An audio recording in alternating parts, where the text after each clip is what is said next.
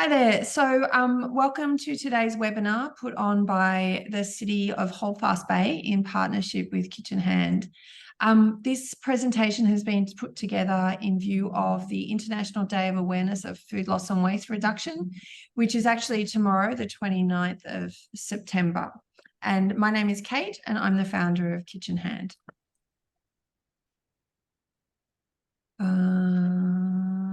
Sorry about that. So food waste is a social, economic and environmental problem globally.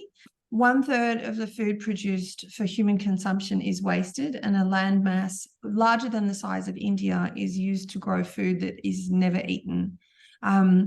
It comprises a huge economic loss, equating to nearly $1 trillion US, although people are still food insecure in certain parts of the world.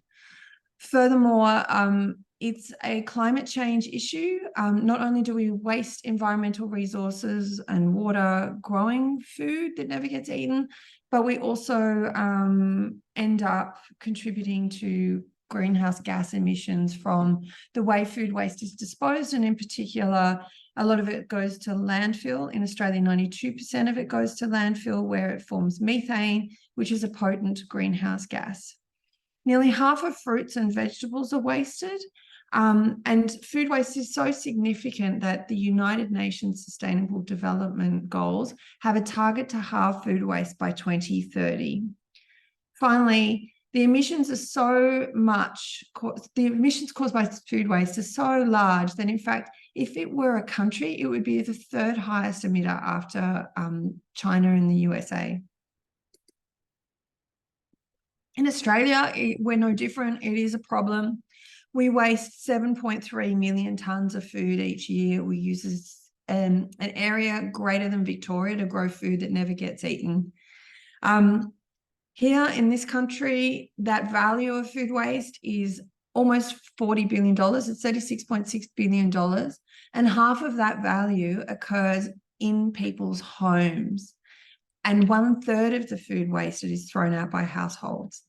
90% of this waste is going directly to landfill, and that produces methane. So before we continue any further, I'm keen to understand, what is the value of the food your household throws out each week? Whatever you think that is, pop it in the chat, and then we'll have a quick talk about that.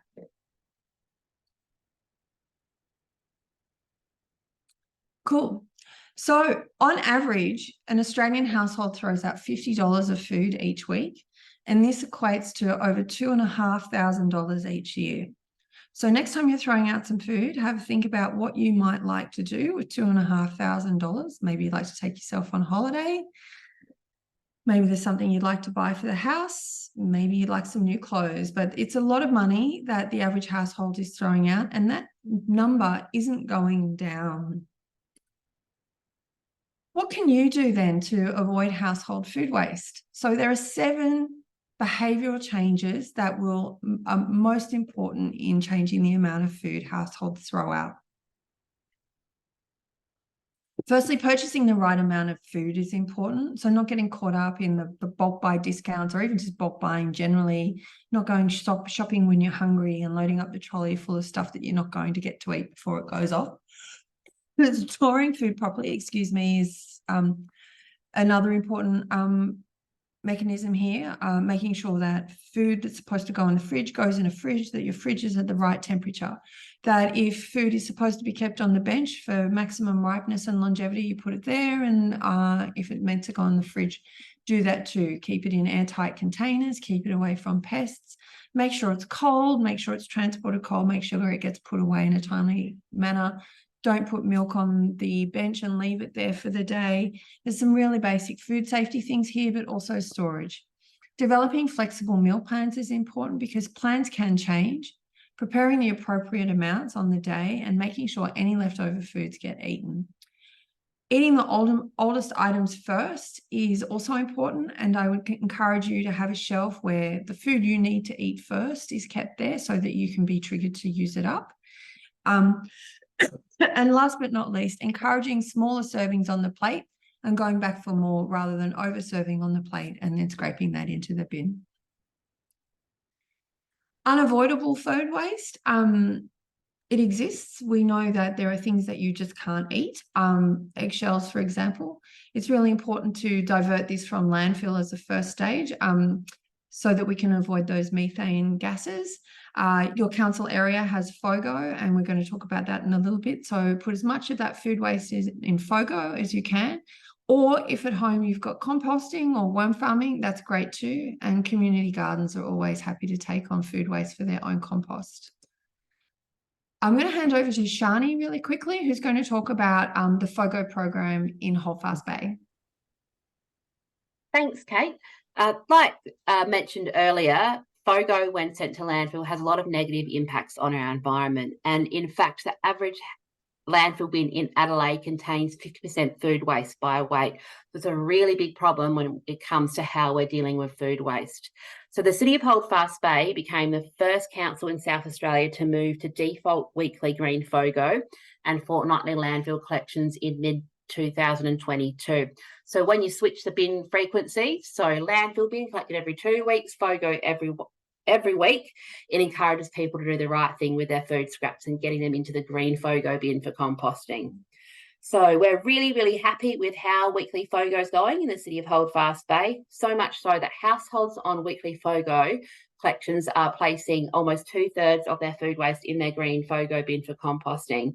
And this compares to households on fortnightly FOGO, which is common practice for most of Adelaide, where they only place 16% of their food scraps in their green FOGO bin. Now, the switch in collection frequencies has actually allowed us to increase our landfill diversion rate from 60% to 69%, which is the highest in South Australia. We're really proud of how weekly FOGO is going, Kate, and we're seeing many other councils coming on board following our lead. Thank you.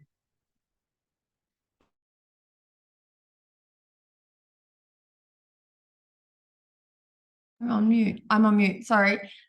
That's fantastic. It's so great. But the point we want to make here today is keep putting that unavoidable food waste in your FOGO. However, there are opportunities to reduce the amount of food that you are discarding in your households, given the just sheer volume and value of that food. So today I want to talk to you about the most wasted foods in Australia. Some of these may come as a surprise to you and some of them may not. But the next time you're putting these foods away, I want you to have a think about them and what you can do with them. And we're going to go through each of these foods quickly. I'm going to get you to have a think about what you might do with leftovers of these foods. And then we're going to give you 10 suggestions on that. What I would say is that the platform, the kitchenhand.io platform, has lots more leftover hacks that you might like to have a look at, and we'll give you a link for that toward the end of this webinar. So firstly, beef. Have a quick think. What do you do with leftover cooked beef, given it's really expensive, but it's also one of the most wasted foods here in Australia? Just pop your ideas in the chat for each of these foods as we go. So there's some great ideas in the chat, but also we have 10 ideas here, and nachos, tacos, and burritos. So we've gone a bit Mexican today, but there's plenty of other ideas that don't necessarily need to be spicy. Pies, steak sandwiches, Thai beef salads, stir fries. Head on over to kitchenhand.io if you want some more ideas on beef. The next food we're looking at is bread. So have a quick think about what you might do with leftover stale bread. And while you do that, I just want to raise an important point here, which is bread freezes really well. So if you've got bread, slice it up. If it's not sliced, put it in the bag, whack it in the freezer, and then defrost it slice by slice. Bread, both sliced bread and rolls, though, are probably the most thrown out food in Australia.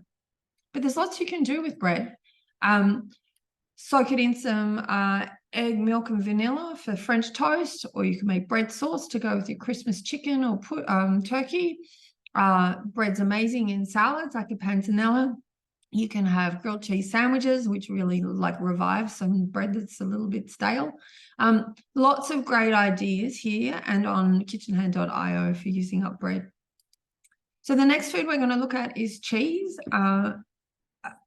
I'm aware that sometimes cheese can go a little bit moldy in the fridge if it's left too long. We're not suggesting you eat the moldy cheese. Food safety is really important, but there are ways to use up that cheese before it goes moldy.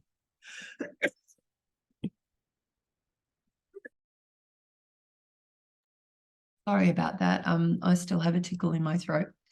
So here are some great ideas to use up cheese, whether it's melting it into mac and cheese, creating a cheese fondue, stuffing fruits and not fruits, but vegetables, or serving it with fruits. There's some great ideas here and more available in our leftover hacks. The next one is salad. Now, salad's a little tricky. Think about what you might do with leftover salad. Salad might be just the leafy greens and lettuce variety, or you could have a tomato salad or other macerated salads, or they might be mayonnaise kind of salads with coleslaw or potato salad. So there's lots of different ways to use up salad. Understand that it's not great if it's soggy, but what we want you to think about a bit differently is how do you enjoy that salad in a way that it doesn't really matter over the 2 to 3 days that you can eat that up. So you could fill an omelette, you can stuff nachos, you could use it to fill sushi, toss it in pasta. Surprisingly, we think of lettuce as being a food that can only be eaten cold, but it can actually be quite delicious in stir fries and pastas. So don't get bogged down by the fact that you might need to cook it or give it a bit of a blend of life to keep it going. Ham is our next food. Think about how you might use leftover ham while I quickly talk about ham on the bone. Ham on the bone can last in your fridge for a couple of weeks if it's kept very carefully, following food hygiene practices, but also keeping it in a handbag or an very clean old pillowcase, and making sure that the ham is covered in its skin and fat and not sliced. Sliced ham, on the other hand, doesn't keep so long. Once it's open, it can get slimy and stinky and pretty unhealthy very quickly. So make sure that you're keeping your ham, if it's sliced, in a cold fridge at 3 to 4 degrees, and then you're eating it up quite quickly. The good news is ham freezes really well. So if you can't eat up the ham that you've got on hand in a couple of days, make sure you freeze it. You can always use it up in some of these dishes we have here. And there are plenty of other ways to use it in our leftover hacks. Cooked chicken. This is a favorite to talk about because people are very skeptical around cooked chicken owing to some of the salmonella scares in years gone by. You should be able to keep chicken in a cold fridge, so 4 degrees or less, for up to 3 days. If you're not going to get through your chicken in that period of time, freeze it. Separate any chicken off the carcass if it is a whole chicken or chicken on the bone. Keep the bones to make a stock and some soups at a later date. Freeze them separately to the chicken meat. You can always get the chicken and put the chicken meat in a silicone bag or a reusable plastic bag or a container. Pop it in the freezer, get it out, defrost it in the fridge when you're ready to use it. And there are plenty of ideas of how to use up leftover chicken, whether it's in thick slices and crumbs as a parmigiana, or just broken into a soup, or mixed into pastas or pies. Chicken nachos I love, used to be a favorite of mine when I was a child living in America. There's plenty you can do with leftover chicken. So it's surprising that it's one of our most thrown out foods. And I think that's just largely about people being scared of how to use it after the date. And the key here is cook it, cool it, and put it in the fridge or freezer, and then get it back out when you're ready to eat it. Yogurt. I enjoy talking about yogurt because yogurt actually is a living food. It's a living culture, and technically it can't go off. However, if you start seeing pink dots forming in your yogurt or little furry bits, that's a mold has taken hold and it's not safe to eat. But most of the time, yogurt, natural yogurt, won't go off in your fridge if you're keeping your fridge at the right temperature, if you're putting clean spoons into the yogurt tub when you're serving it. And so there's lots you can do with yogurt if you're struggling to get through it. My personal favorite is yogurt flatbreads, which is yogurt and self-raising flour in almost equal quantities mixed together, pressed out into flatbread and grilled on a grill or under the grill in the oven or in a non-stick fry pan even. They're fantastic. However, there's plenty of other things that you can do with yogurt, cakes, dips, smoothies, healthy popsicles with fruit for the kids, you name it. Here's 10 ideas, but we've also got some more on kitchenhand.io. Okay, the next one we want you to think about are bananas. Bananas are one of those things that can polarize people a little bit. Some people like them at different stages of ripeness. Obviously, when they get brown, they are very sweet, but also a little mushy and sometimes not so fun to eat raw. The good news is you can use them in lots of things, not just banana bread and banana cake. Something's gone wrong there. Sorry about that. They're great to top pancakes and waffles, or even mixed into your pancake and waffle mix. You can make jam, smoothies, toasts, ice creams. We've got a long list of things here, a list of 10 things here and a long list on our platform. We also love banana peels. We have a recipe for banana peel tacos. Banana peels can actually be used as a meat substitute, similar to jackfruit if you marinate and grill them. You can also use your banana peels by immersing them in water for a couple of days.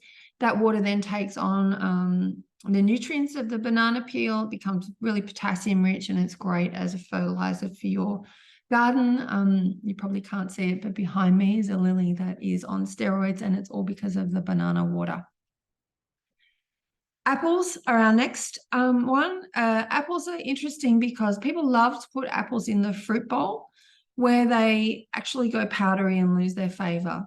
Keep apples in the fridge. They don't ripen after picking. They don't get sweeter on the bench. Just keep them in the fridge and they'll maintain their integrity. You can enjoy them then as a snack or in your cooking. If you can't get through the apples, chop them up, put them in the freezer. They won't maintain their structural integrity like the way they do when they're fresh, but they'll be perfectly good for cooking. We've got some ideas for you here. We're loving the ideas we see in the chat. And you can also have a look at the kitchenhand.io platform for more ideas with apples. Tomatoes are the opposite of apples. Tomatoes thrive on the bench top and go flavorless and powdery in the fridge. Keep them on the fridge with the truss side down. Keep them on the bench with the truss side down, not in the fridge. And tomatoes will ripen and continue to develop flavor like that. If they're on the verge of being overripe, by all means, put them in the fridge for a day, but there's no excuse not to use up tomatoes really, because they're great in hot and cold foods, the perfect salad, fruit or vegetable, and they're also terrific cooked in soups and pastas and pies. We're loving the ideas that you've got as well, and we'd love to hear more from you on those. Milk. Maybe we should cry over spilt milk. Milk freezes really well. So if you find that someone has gone down to the shops and bought some milk and not realized there was already milk at home, or both of you have gone and done the same thing, don't cry about it. Just freeze some of it. You can even tip it into little jam jars or whatever jars you've got left at home and freeze it for another day. Freezes terrifically well. Another thing about milk is that it lasts longer in the carton. So we sometimes see people complaining about milk starting to turn a bit earlier than they expected when it's in plastic bottles. And that's because plastic bottles allow light in, and that starts to degrade the milk. It's really, really important to keep milk in a cold fridge, 3 to 4 degrees. Otherwise, it will start to sour even in the fridge. And for goodness sake, put the milk back in the fridge when you've finished making your cup of tea. It's not just the office secretary who's on your case about that. It actually just spoils the milk.